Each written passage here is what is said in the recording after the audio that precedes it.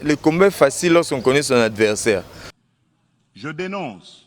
en ce lieu emblématique de la vie internationale, avec la dernière énergie, cette énième agression dont mon pays est victime de la part de son voisin le Rwanda, sous couvert d'un groupe terroriste dénommé le M23. Rwanda babomi biso mingi batika ka guerre to bunda ba to déclarer chef de l'état déclarer ka guerre to bunda atana mandoki atana maboko na makofi box to ko beta na bango sans blague pour l'époque Mobutu venu que bakambo venu que ezako zalaté tosenga na mokonzi ya mboka lokola découvrir que Rwanda nde azosala makambo nyonso il fallait asala tout Rwanda soki kwere tokozala pour. En dépit de ma bonne volonté et de la main tendue du peuple congolais pour la paix, certains de nos voisins n'ont trouvé mieux que de nous remercier par l'agression. On n'a pas besoin de Kagame dans ce pays. Kagame a na iloko te, biso ba Congolais toleki Kagame à 100%. Info 243 au cœur de l'actualité.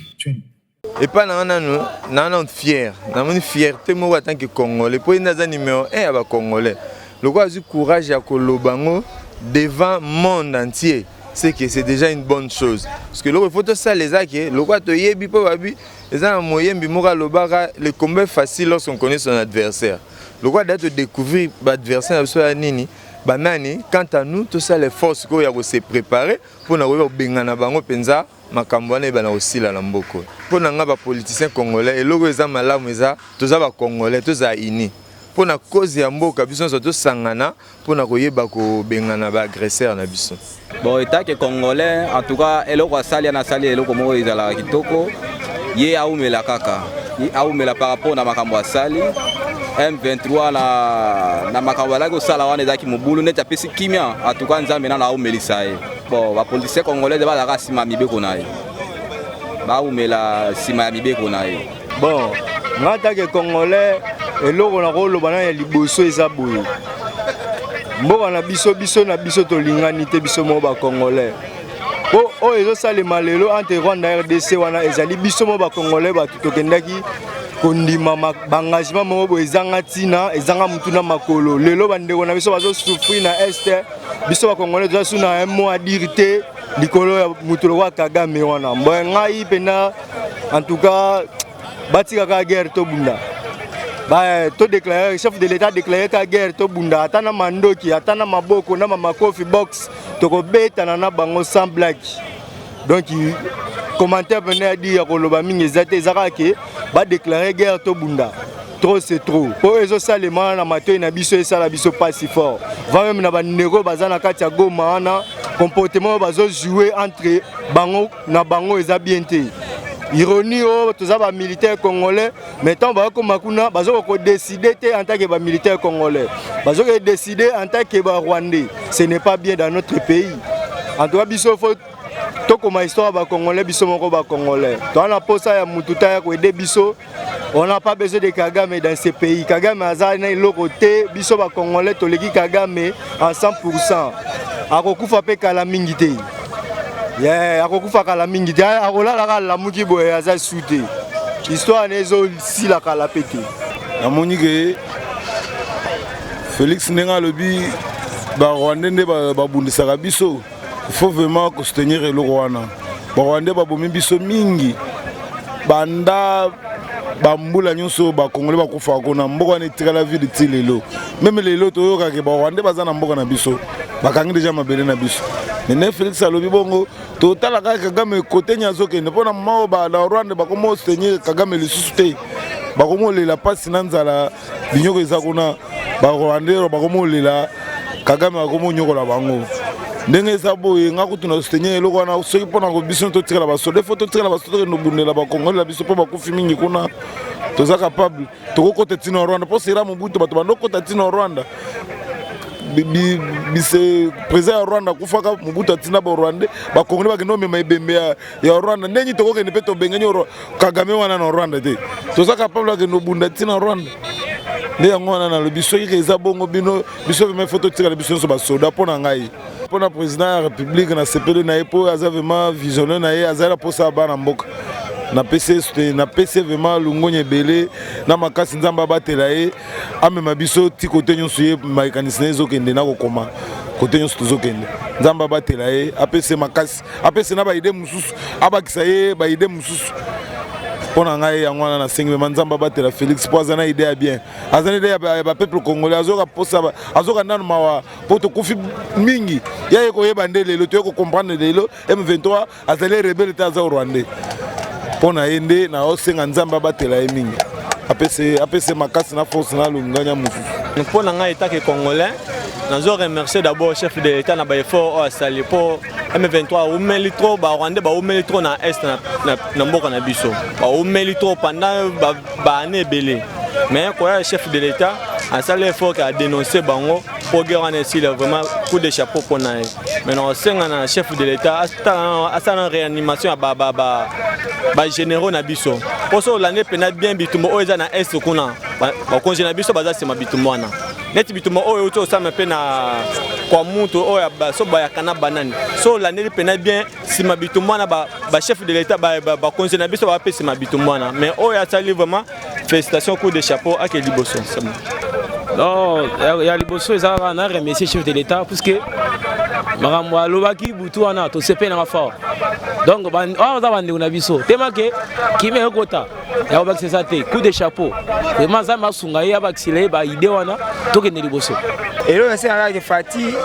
Azaka toujours mobile, il n'a pas de Samboka qui toko, à papa, tout à bana, devant et tout là. Il y a ma vie sociale, né en autre cette vie sociale, dans le Congo, né, dans chasse à Penande, exacté. Bah, on va savoir dans la province, bah, écoute, qui toko, les autres dans la capitale. Makama M23 et banda lelo te banda kala gewana esi la kate est-ce que ba wela ni ba kuna ba so ba mengo ba distrabi so ke ba guerre ba ko bongsa na capitale ba tika na kuna bande banda e banda lelo te aussi la na ngote voilà esi la na ngote ezaka muke guerre ata bati e changement za na ngaka te bati ko mbuye biselo ezaka nde ba lu ya social to fana biso calme pona ngai il fallait que ye président a sala tout biso nyoto zalaka kuna tokutana na M20 ya za M23 biso to comme M28 po tokutana na FRFA eza mboka na biso ata asali ndenge nini akobongola Congo etika le Rwanda te Congo ezaka Congo place nyonso tozaka ba Congolais place nyonso ata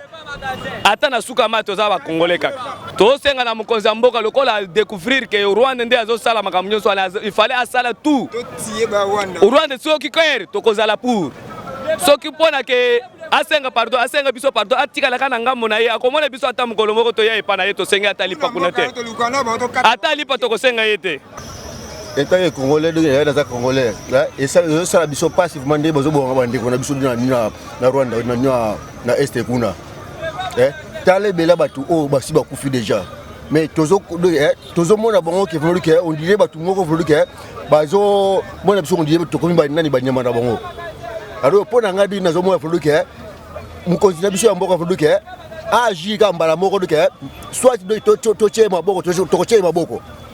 tokochei maboko biso nyonso tout de congolais nyonso tout de watamda za mona congolais za mona Congo tokotaka kuna kamba moko to ni sisa kadima kabona kamba moko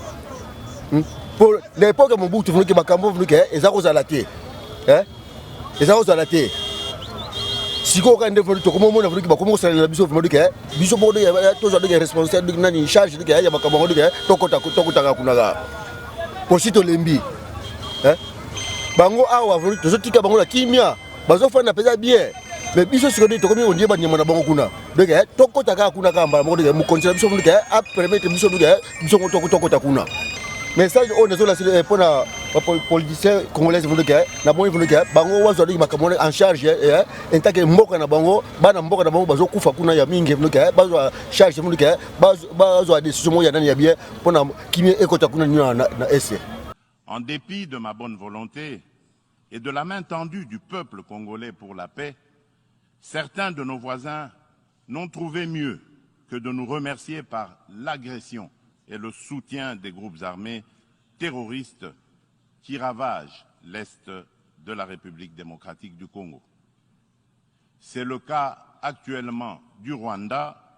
qui, au mépris du droit international, de la charte de l'ONU et de l'acte constitutif de l'Union africaine, a une fois de plus non seulement agressé en mars dernier la République démocratique du Congo par des incursions directes de ses forces armées, les RDF, mais aussi occupe des localités de la province du Nord Kivu par un groupe armé terroriste interposé, le mouvement du 23 mars, dit M23, auquel il apporte un soutien massif, tant en matériel de guerre qu'en hommes de troupes. Et comme pour défier la communauté internationale, le M23, avec le soutien de l'armée rwandaise, a même abattu un hélicoptère de la MONUSCO et tué 8 casques bleus, commettant ainsi un crime de guerre. Je dénonce, en ce lieu emblématique de la vie internationale, avec la dernière énergie, cette énième agression dont mon pays est victime de la part de son voisin le Rwanda, sous couvert d'un groupe terroriste dénommé le M23. Monsieur le Président, l'implication du Rwanda et sa responsabilité dans la tragédie que vivent mon pays et mes compatriotes des zones occupées par l'armée rwandaise et ses alliés du M23 ne sont plus discutables, dès lors que plus d'une fois, aussi bien les groupes d'experts dûment mandatés par l'ONU et le mécanisme conjoint de vérification élargie